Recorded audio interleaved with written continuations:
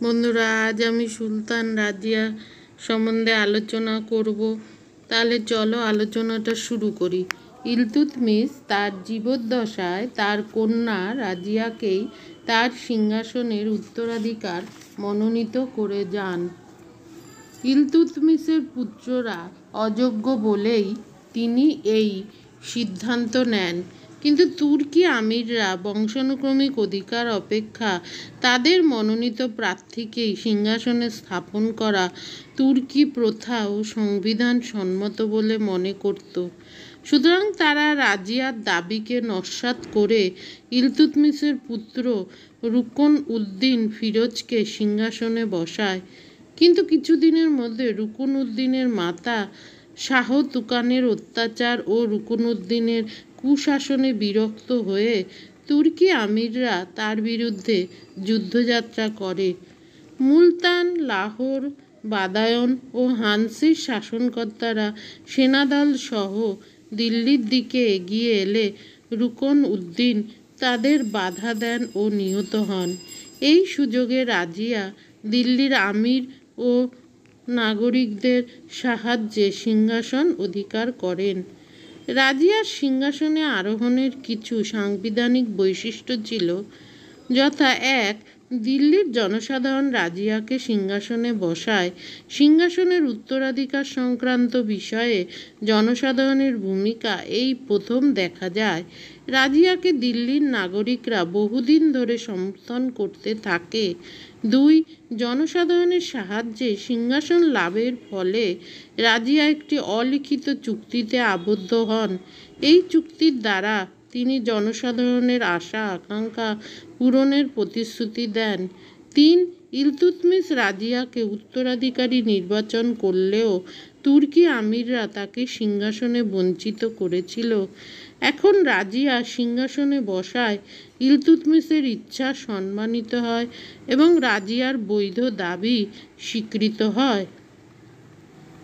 ৪. রাজিয়া ছিলেন মধ্যযুগের ভারতের ইতিহাসের প্রথম নারী শাসিকা। ৫. রাজিয়ার সিংহাসনে বসার পশ্চাতে উলেমাদের কোনো ভূমিকা বা মতামত দেওয়ার অবকাশ ছিল না।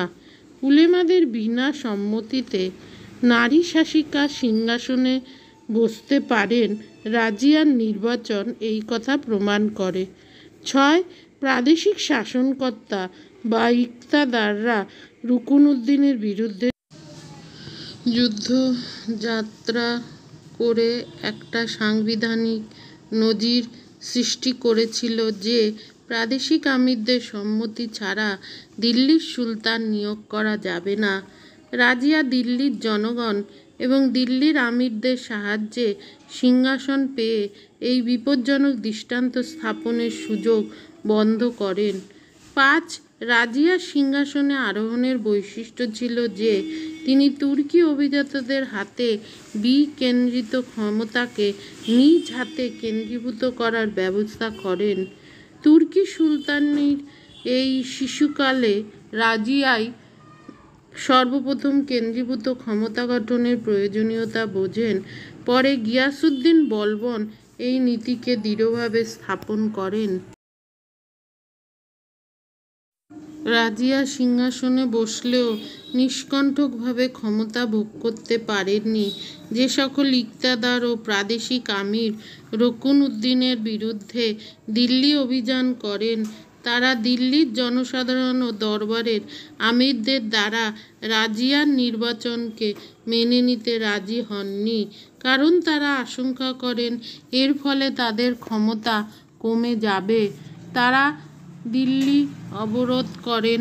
রাজিয়া সম্মুখ যুদ্ধে তাদের পরাস্ত করতে ব্যর্থ হন। তিনি শেষ পর্যন্ত ভেদনীতির দ্বারা প্রাদেশিক আমিরদের মধ্যে বিচ্ছেদ ঘটান এবং কবির খান ও মালিক ইজুজ উদ্দিনকে নিজ পক্ষে আনেন। এর ফলে তার প্রতিপক্ষরা পালিয়ে যায়।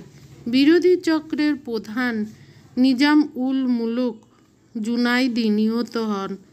রাজিয়া আপাতত নিষ্কণ্টক হন। এরপর রাজিয়া শাসন সংগঠনের কাজে হাত দেন। তিনি মালিক কবির খানকে লাহোরের ইকতাদার নিয়োগ করেন। মিনাজের মতে রাজিয়ার শাসন সংগঠনের ফলে পূর্বে বাংলা থেকে পশ্চিমে সিন্ধু পর্যন্ত সকল মালিক ও আমির তার বশ্যতা স্বীকার করে। এরপর রাজিয়া রণতম্বর দুর্গ পুনর্দখলের জন্য এক বাহিনী পাঠান, কিন্তু রাজপুত বাধার এই বাহিনী ছত্রভঙ্গ হয়। এই পরাজয়ের ফলে তুর্কিদের সামরিক মর্যাদা কমে যায়। রাজিয়া এই সময় শাসন পরিচালনার কাজ নিজেই করতে থাকেন। তিনি পুরুষের পোশাক পরে দরবারে বসেন, হাতির পিঠে চড়ে বিভিন্ন স্থানে যাতায়াত করেন। তিনি পদ্মার ব্যবহার ত্যাগ করেন। তৃতীয়ত, সরকারের কর্মচারী নিয়োগের সময় তিনি অতুর্কিগণকেও নির্বাচন করেন। তার অন্যতম প্রধান কর্মচারী ছিলেন হাফসি বা আবিসিনীয় জামাল উদ্দিন ইয়াকুত। এই পদমর্যাদা ছিল আমির-ই-আখুর। রাজিয়ার সংগঠন নীতি তুর্কি আমিরদের বিরক্তির কারণ হয়। প্রথমত, তিনি সকল ক্ষমতা নিজ হাতে কেন্দ্রীভূত করেন এবং তুর্কি আমিরদের নিতান্তই কর্মচারী হিসাবে গণ্য করেন। তুর্কি আমিররা নিজেদের সরকারের অংশ বলে গণ্য করত এবং সুলতানকে নিজেদের ইচ্ছার পরিচালিত করতে চাইত। এর জন্য তারা বিরক্ত হয়। দ্বিতীয়ত, রাজিয়া তার শাসন সংগঠনের ক্ষেত্রে উচ্চ পদে তুর্কিদের একচেটিয়া অধিকার নস্যাৎ করার চেষ্টা করেন। তিনি হাফসি জামাল উদ্দিন ইয়াকুতকে উচ্চ পদ ও বহু ক্ষমতা দেন। যদিও সমকালীন ঐতিহাসিক ইসামি বলেছেন যে ইয়াকুতের সঙ্গে রাজিয়ার প্রণয় ছিল, এজন্য তুর্কি আমিরদের ঈর্ষা দেখা দেয়। অধিকাংশ ঐতিহাসিক ইসামির এই অভিমত অগ্রাহ্য করেন। আসলে অতুর্কি ইয়াকুতের উন্নতি তুর্কি আমিরদের ঈর্ষার কারণ হয়। তৃতীয়ত, রাজিয়া দরবারে পুরুষের পোশাক পরিচ্ছদ পরে কাবা অর্থাৎ চাদর এবং কুলাহ অর্থাৎ মাথার তাজ পরে কাজ করতেন। তিনি হাতির পিঠে চড়ে যাতায়াত করতেন ও পর্দা মানতেন না। এই কারণে তারা বিরক্ত ছিল রাজিয়ার প্রতি। রাজিয়া এইভাবে ক্ষমতা অধিগ্রহণ করায় তুর্কি আমিররা তার বিরুদ্ধে গোপনে জোট গড়ে বিদ্রোহ ঘোষণা করে। প্রথমে লাহোরের শাসনকর্তা কবির খান বিদ্রোহ ঘোষণা করে। রাজিয়া এই বিদ্রোহ দমন করে দিল্লিতে ফিরে আসেন। যেহেতু দিল্লির জনসাধারণ রাজিয়াকে সমর্থন করত, সেহেতু বিদ্রোহীরা রাজিয়াকে দিল্লি থেকে চক্রান্ত করে বের করার ব্যবস্থা করে। ভাতিন্দার শাসনকর্তা আলতুনিয়া বিদ্রোহ ঘোষণা করলে রাজিয়া দিল্লি থেকে ভাতিন্দায় ছুটে যান। দিল্লির প্রধান আমির আইতিগিন এদিকে আলতুনিয়ার সঙ্গে চক্রান্তে জড়িত ছিলেন। রাজিয়া ভাতিন্দা দুর্গ আক্রমণের সময় আলতুনিয়ার হাতে বন্দিনী হন। জামাল উদ্দিন ইয়াকুতকে হত্যা করা হয়।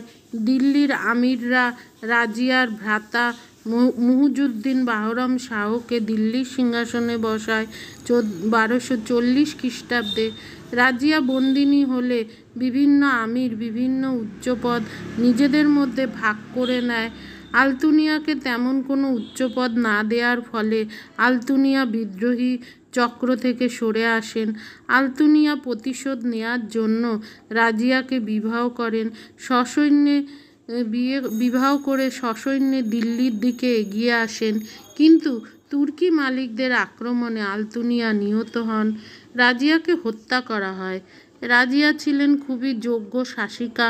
কোনো কোনো লেখক তাকে সুলতানা রাজিয়া বলেন, কিন্তু তুর্কি ভাষায় সুলতানা শব্দের অর্থ হল সুলতানের পত্নী। রাজিয়া সুলতান ছিলেন, সুলতানা ছিলেন না। তার মুদ্রাতে তিনি সুলতান খেতাব ব্যবহার করেছেন। রাজিয়া বহু গুণের অধিকারিণী ছিলেন। স্বয়ং মিনাজ বলেছেন যে সুলতান পদ অধিকার করার মতো সকল যোগ্যতা তার ছিল। ইলতুৎমিশের সন্তানদের মধ্যে যোগ্যতায় তিনি শ্রেষ্ঠ ছিলেন। মহাবিপদের মধ্যেও তিনি ধীর স্থির থাকতে জানতেন। নিজ লক্ষ্য সঠিক রেখে তিনি একনিষ্ঠভাবে কাজ করতে জানতেন। তিনি বিদ্যা বুদ্ধিতে কারো অপেক্ষা কম ছিলেন না। তিনি বিশুদ্ধভাবে কোরআন পাঠ করতে পারতেন। দিল্লির প্রজারা তাকে ন্যায্য ব্যবহারের জন্য তার খুবই অনুগত ছিল। রাজিয়ার পতন তার নিজ দোষে হয়নি। কোনো লেখক বলেন যে তুর্কি আমিররা স্ত্রীলোকের শাসন সহ্য করতে চায়নি, এই জন্যই তারা রাজিয়াকে উচ্ছেদ করে। অধিকাংশ আধুনিক গবেষক এই মত ভ্রান্ত বলে মনে করেন। মুসলিম জগতে নারী শাসিকার দৃষ্টান্ত বিরল নয়, যথা হালবের রানী সোফিয়া খাতুন, মিশরের রানী সাজারা তুদ্দুর প্রভৃতি। রাজিয়া সিংহাসনে বসবার সময় মুসলিম জনসাধারণ ও উলেমাগণ কোনো আপত্তি করেননি। আসলে রাজিয়া তুর্কি আমিরদের একচেটিয়া ক্ষমতার হাত দিয়ে অতুর্কি কর্মচারী নিয়োগ করেন এবং তুর্কি আমিরদের স্বৈরাচার বন্ধ করার জন্য নিজ হাতে ক্ষমতা নেন। এই জন্য তুর্কি আমিররা তার প্রতি বিরক্ত ছিল। এজন্য তুর্কি আমিররা সহজেই তার পতন ঘটায়। রাজিয়া এই প্রচেষ্টার দ্বারা রাষ্ট্রের ন্যায্য স্বার্থ রক্ষা করার চেষ্টা করে তার জীবন দান করে দেন। জামাল উদ্দিন ইয়াকুতের সঙ্গে সম্পর্ক নিয়ে ইসামি অযথা রাজিয়ার চরিত্রের কলঙ্ক লেপন করেছেন। আর কোনো সমকালীন লেখক তার এই অভিমত সমর্থন করেননি। রাজিয়া মঙ্গোল আক্রমণের হাত থেকে বাঁচার জন্য তার পিতার মতোই খারাজম মঙ্গোল বিরোধে নিরপেক্ষ নীতি নেন। এর ফলে মঙ্গোল আক্রমণ থেকে তিনি রক্ষা পান। আজ আসি।